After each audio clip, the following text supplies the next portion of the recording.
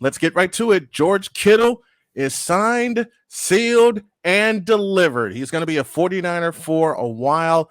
Love the deal that they put together. 5 years, $5 million. So if you're thinking about Kittle going elsewhere, don't think about it now. He is locked in with San Francisco. Absolutely. And why not lock him in? He's not the kind of player who's coming off an injury or who's had one good year where you're thinking like, we like him and we think he's going to be great, but we need to protect ourselves in case he's not. Like with Jimmy Garoppolo, they gave him an extension when he'd only had 7 career starts. The Niners know George Kittle's great. He's not going to stop being great. He's not a fluke. He's been great for 3 years. He's going to continue to be great. And that's the kind of guy you're not thinking like, how do we give ourselves an out 2 years down the line? No, give him guaranteed money, give him a signing bonus, lock him in. It's the face of your franchise, the captain of your team, the best player on it. This is great news for the stability and integrity of the organization moving forward. And speaking of its integrity, what they did Saturday during draft week, and this is right after Joe Staley announced his retirement after 13 years, all with the 49ers. I love that you said on another podcast, Trent Williams feels like he's gotten out of jail because he is that giddy to not only be reunited with Kyle Shanahan, but to also be in a great situation with San Francisco. I want you to expand on what it means to have a tackle like Trent Williams in that offense, protecting Garoppolo and helping to set everything up for the 49ers.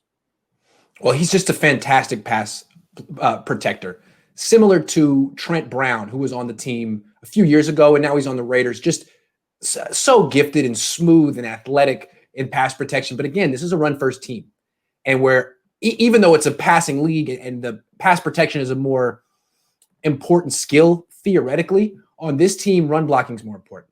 And where you're going to see the greatest impact from Trent Williams is on those run plays. The Niners run a particular type of scheme. It's a lot of outside zone runs, which essentially means a lot of runs outside the tackles, where George Kittle, the tight end, and the offensive tackle are leading the way. So now you're going to have a combination block of George Kittle and Trent Williams way downfield, 2 of the most athletic and best blockers at their position.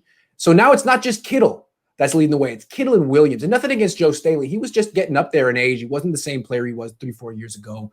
Right. This run game, which was the best in the NFC, just got better. They really did. At Williams, they get an extension with Raheem Mostert, so they solidified that. Yeah, they sent Matt Breida packing because he couldn't hold on to the football, but they drafted a lot of touches this year, some of it to make up for the absence of Deebo Samuel, who's going to be out for a while. But in the place of Samuel, you have Jalen Hurd, who's also coming off of an injury.